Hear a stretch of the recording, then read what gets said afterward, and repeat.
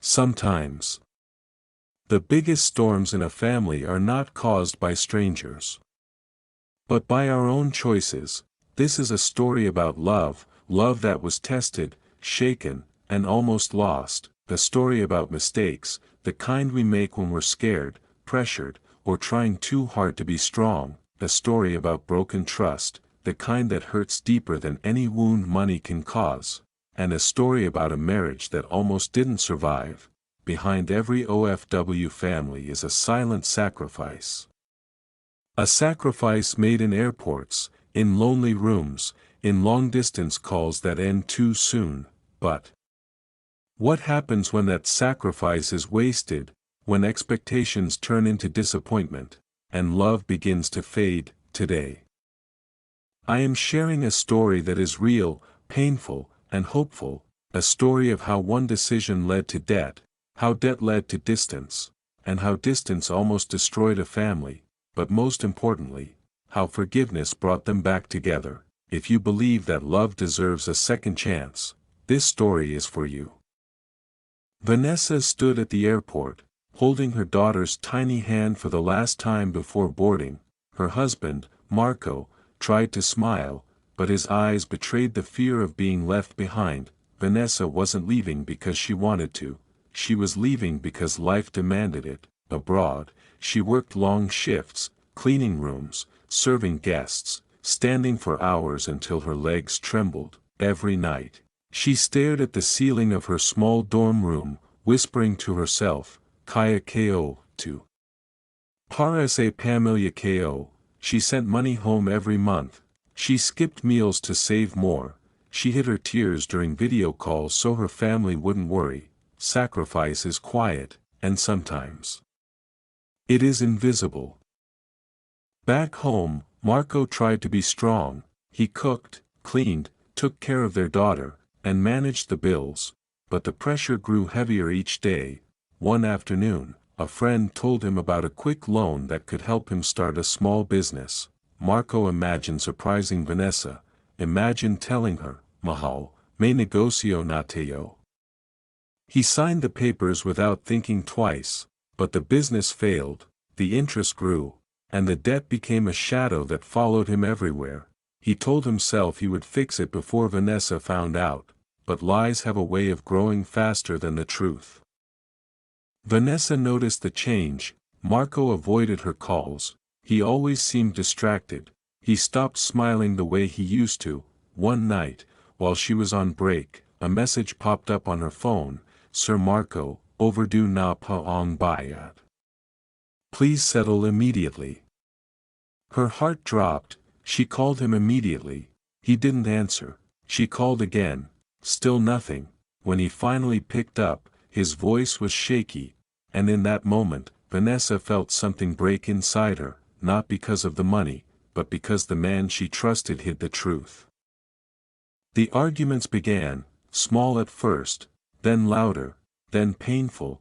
Vanessa felt betrayed, Marco felt ashamed, their daughter felt the tension even through the screen. The physical distance of being an OFW turned into an emotional distance that felt impossible to cross. Vanessa cried silently in her dorm room, Marco cried silently in their bedroom. Two people hurting, but unable to reach each other. The debt collectors kept calling. Marco avoided neighbors out of embarrassment. Vanessa lost sleep, worrying about how to fix everything from thousands of miles away. Their daughter asked, Mama, bakit hindi na kayo nag-usap ni Papa? Vanessa didn't know how to answer. The marriage reached its breaking point. Vanessa considered ending it. Marco feared losing the only people he loved. Sometimes, the hardest storms are the ones we create ourselves. One night, after another painful argument, Marco finally broke down. He called Vanessa, voice trembling, and confessed everything, the fear, the pressure, the shame, and the reason he hid the truth. For the first time in months, they spoke honestly, not as enemies, but as two people hurting in different ways. Vanessa listened. She didn't interrupt. She didn't shout. She just cried, because the truth hurt, but the lie hurt more. The next days were difficult. conversations were heavy, trust was fragile, but they kept talking. Marco apologized, not with excuses, but with sincerity. Vanessa allowed herself to feel the pain, not to punish him, but to release the weight she carried. Honesty didn't fix everything instantly, but it opened the door to healing. Forgiveness is not a single moment, it is a journey. Vanessa struggled. Some days she felt hopeful, some days she felt angry again. Marco worked hard to regain her trust. He took extra jobs, he stopped hiding things, he updated her about every payment, every bill, every decision. They argued less, they understood more, they tried, not perfectly, but consistently. Little by little, the cracks began to close. Marco took responsibility for the debt, Vanessa helped manage their finances from abroad. They rebuilt their communication, their trust, their partnership. They learned to say, "I'm hurt. I'm scared. I'm trying." Small steps, small victories, a slow return to love. Months later, Vanessa finally came home. When she stepped out of the airport, she saw Marco holding their daughter, both waiting, both crying, both hoping. Vanessa dropped her bags and ran toward them. Marco hugged her tightly, whispering, "Salamat sa pangalawang pagkakataon." No words, just tears, just forgiveness, just a family choosing to start again. Not all broken things stay broken. Some are rebuilt stronger than before. Not all broken things stay broken. Sometimes, they are rebuilt stronger than before.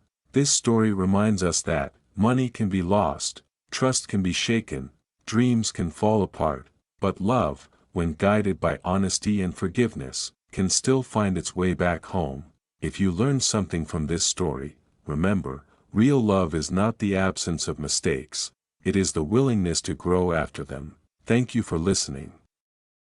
And if this story touched your heart, please like, share, and subscribe, so more people can be reminded that, no matter how heavy the past may be, there is always hope for a better tomorrow. Love is not proven by a life without mistakes, but by the courage to rebuild after them. See you in the next story.